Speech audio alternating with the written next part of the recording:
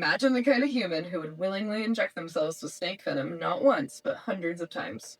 Think cobra, rattlesnake, black mamba. Why? Or the Are you trying to get high? Yeah, not high, but the oh my gosh, I have to say it now. I keep thinking estrogen. It's not estrogen. Endorphins. Yeah, Thank you for the endorphins. That's kind of what I thought you were going with. Yeah. That's why I said high. Yeah.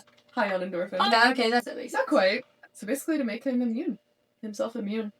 I've heard of this. Is so fascinating. I've heard of it a couple times, but I was like, I gotta deep dive this guy. Yeah. So his Tim Friede be able to make himself fully immune to all snakes.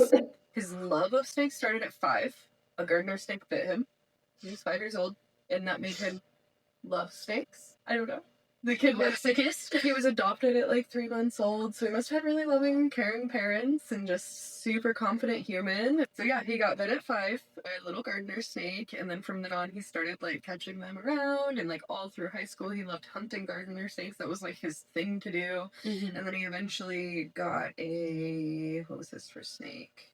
I wasn't able to find the breed for separate. I don't know if they're breeds, but type of snake. Right. But he got his first snake, pet snake, in high school. And then fast forward, you can totally look up his Wikipedia page if you want the in-term. But fast forward, at 30, he enrolled in an anti-venom, in a venom extraction class. And that taught him how to milk the venom from specifically spiders and scorpions, which it must be similar. I thought that was kind of weird that it was specified to that since he loved snakes, but yeah. It was just a venom extraction class and they focused on spiders and scorpions. Smaller mouths, probably easier to milk. I guess. Milk? I might do that, I'm pretty sure. I've seen it before, they like do it on a cup, so they like coax them to like bite a cup and then the fangs like go over the edge and it just like goes into it. I have seen it before. It's so weird, like milky shot. It's so weird. The little udders. Like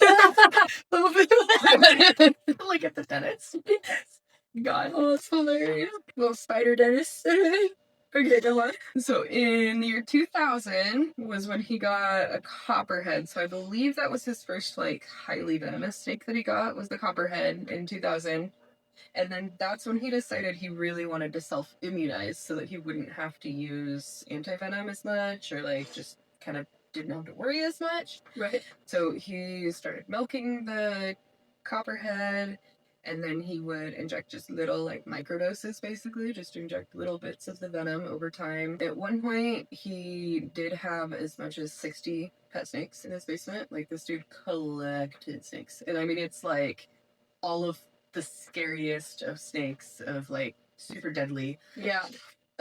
So he would have throughout kind of his time, his like most harrowing accident was when he was grieving a family member. So he like got drunk and just wasn't doing well, and he was milking one of his Egyptian cobra, which bit him on the finger, and he was like mostly fine by that because he had already been like dosing himself. But then within an hour he ended up getting bit by, I don't know how it's pronounced, but monocled cobra. So it was 2 separate, they were both cobras, but they were like 2 different like variants of cobra.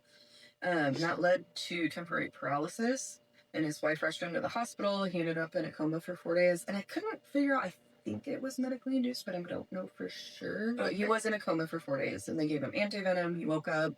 He's fine, I guess.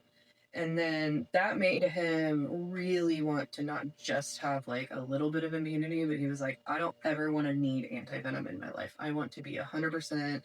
I want to be the anti-venom. It was kind of like his goal. Right. And he got it. He was like, I can do this. I'm going to eventually be able to create the first universal anti-venom, was like his goal. Okay. He went forward with that. And again, so from like 2000, so yeah, over the course of 25 years, I guess, but we'll go in the middle here. So 4-day coma. And then in the meantime, he also had a bunch of other bad reactions like after that, just from, he was injecting himself. He got a lot more, here, hold on. Totally had like a sentence in here that I really wanted to say. Yeah, so after the 4-day coma, so it made him strive to be able to take bites without the anti-venom, and he got more like scientific in his approach. So he like talked about, I saw interview with him, and he's like, he has like Excel spreadsheets with like certain amounts and like very scientific about it. I think before he was just kind of like redneck science, right? Which is like, let's see what happened. Yeah, like,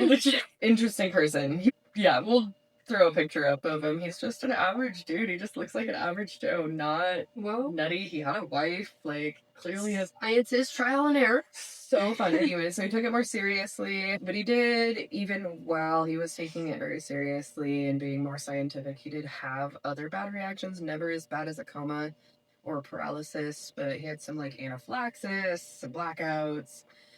And then over the next like 18 years, over the course of that 18 years, he injected himself more than 800 times and was bit over 200 times. Crazy, right? Gosh, that is a lot of venom.